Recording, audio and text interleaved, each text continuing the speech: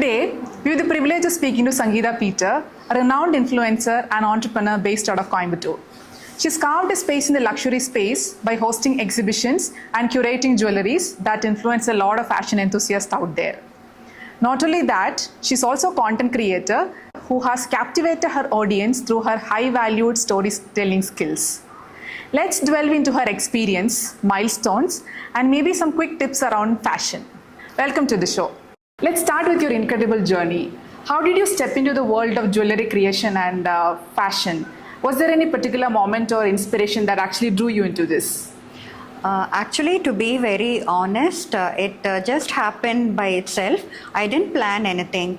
I had gone to choose jewelry for my friend's daughter for a function, and then the jeweler from whom I bought, she just suggested that in places like Bombay, women do jewelry from home and they host small exhibitions also from home.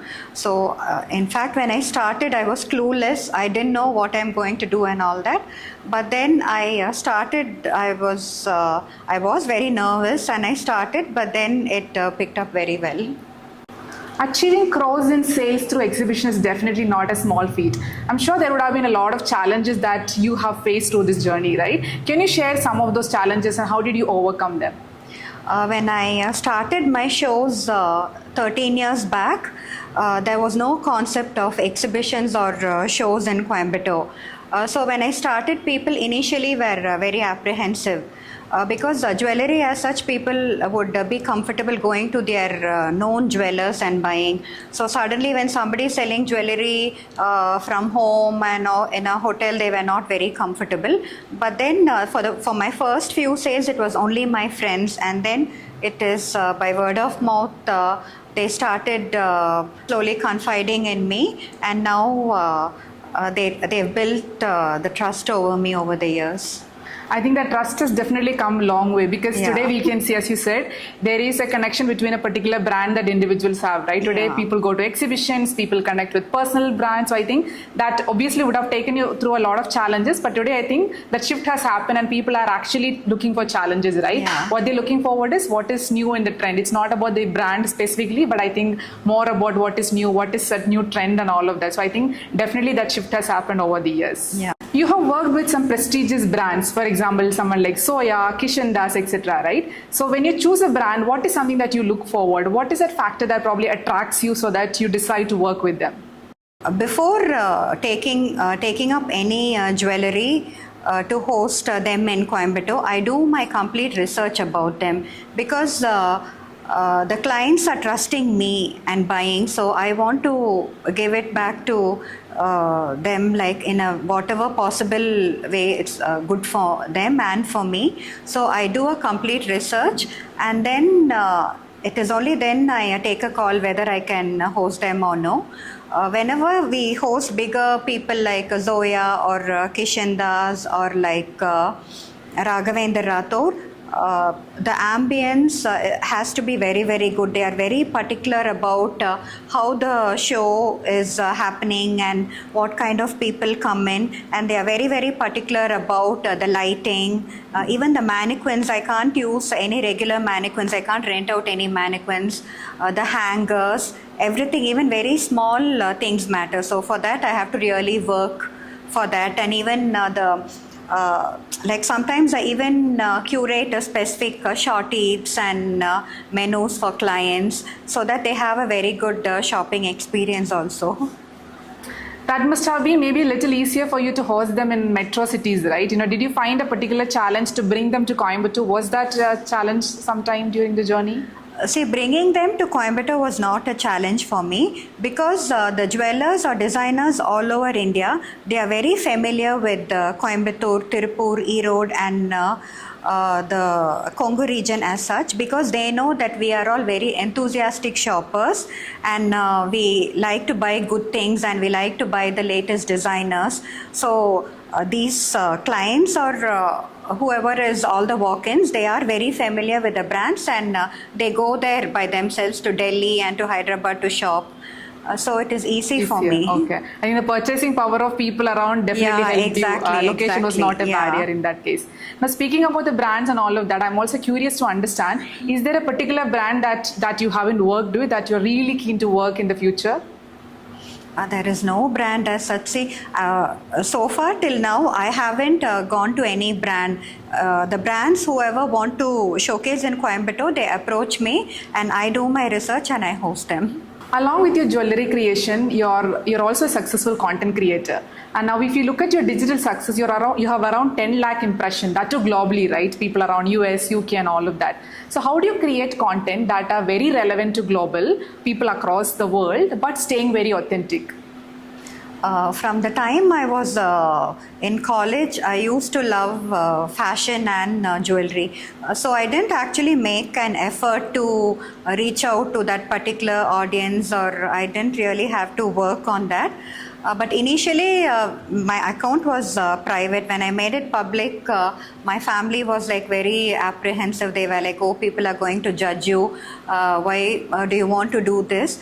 But then slowly, they started accepting. Okay, it's I mean, yeah, people like what you're doing, and whenever I go out, a lot of people, even when I travel abroad, I have people who come and tell me that they are inspired by my workout, they're inspired by my clothes, and they whenever they are looking for any tips to dress up, or whenever they're getting ready to go for a wedding, they browse my page. So all that is making me very happy now. I think that's a big recognition for content creators, exactly. right? Where people recognize you, and probably people recognize you as someone they look forward, especially for fashion, right? So I'm sure that would have given you a sense of appreciation. Yeah, because all my followers are organic, and they know, like, of course, before posting anything, I do my research, and like whatever I like and what I wear, only I post. And that also gives you the loyalty, right? Customer stays with because it's organic. They stays with you for a longer period. Yeah, this way I can update my clients and my Insta family, like what is trending and what jewelry goes with what kind of clothing and styling tips. The clientele is also very, very impressive with around 3,500 plus clients, which is a bigger number. How do you maintain those relationships with your clients? Obviously, by constantly innovating, right? So, how do you maintain that? What are some tips and tricks that you can share? When they first approach me as clients, I talk to them, I understand what they have in mind, their budget, their styling, their kind of styling, and what kind of function they want to wear the jewelry and all that. So I try to understand everything and then work on them. So what happens is, initially whoever I get introduced as clients, then they become my friends, very close friends, and they are more like my family now. I have designed jewelry for the mom, daughter, and now even for grandkids, and then they come to me for wedding, apra they come for Valagap, and then for baby shower and their first birthday. So I feel very happy, and I'm very grateful that I have clients who over the years. I'm sure it is the experience that you are creating for your clients is only bringing them back. Not only them, but their family or friends, as you mentioned, right? So it's the loyalty that we see. It's obviously because of the experience, the pleasant experience actually you're giving them. Now, I think probably something that I'm personally very interested about, right? How do you think jewelry enhances an outfit? And also, do you have any quick tips around how to pair a jewelry to create different styles, or probably, bring in different attitude, or probably occasions and all of that? Do you have any tips that you can share with us? See, I feel jewelry makes all the difference. Like, if you can even wear a very simple sari and make it look very elegant and very classy, and if you wear a choker, and then probably you can work on the earrings and wear like a bigger chandpalis. And I also feel that whenever you get ready for any occasion, the highlight should be on one piece of jewelry. Suppose if you feel the earring is the highlight, then you keep the necklace and the bangle simple, so that it looks very attractive. Instead of wearing everything chunky, I personally feel that you wear like one statement earring or one statement necklace. Another trend which I like to tell my friends is that during the daytime it's better to go in for a gold jewelry, gold, pearls or any beads. That goes very well for the day function. And for the evening we could work on stones like polki or diamonds, so which brings out the radiance in your face, and with the lighting and all that, it really enhances the look of any outfit. There is also this debate between traditional versus contemporary, right? And I think if I look at your page and the creations that you have, you almost strike a perfect balance between these two. How do you do that? Do you have any specific tips that you kind of maintain this balance? According to me, jewelry has to be classic, whether it is contemporary or whether it is traditional. I don't believe in quirky jewelry, which is too funky and all. See, because a gold or a diamond jewelry, we are paying so much and it has to last forever. So it has to be a bit of both traditional and contemporary. Now, I think one of the biggest theme in fashion is all about sustainability, right? So if you look at fashion from any angle, the theme of sustainability comes in. So do you think that there is a relevant trend in jewelry as well? Yeah, jewelry has to be the most sustainable because we pass it on for generations. Yeah. So whenever brides come to me looking for jewelry, I don't suggest those very huge harem or like those huge chokers and that martel and this jimki, which they are never going to use it again. It will be lying in the locker. So I always suggest my brides and their extended family also to go in for pieces which you can reuse. Like you can reuse it and enjoy wearing it more often.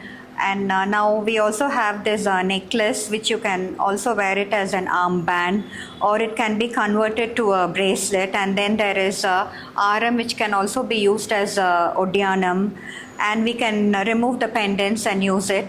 And even their hair accessories, after the wedding they bring those hair accessories, jadaville and all that, and I make it into small pendants which they can wear it often.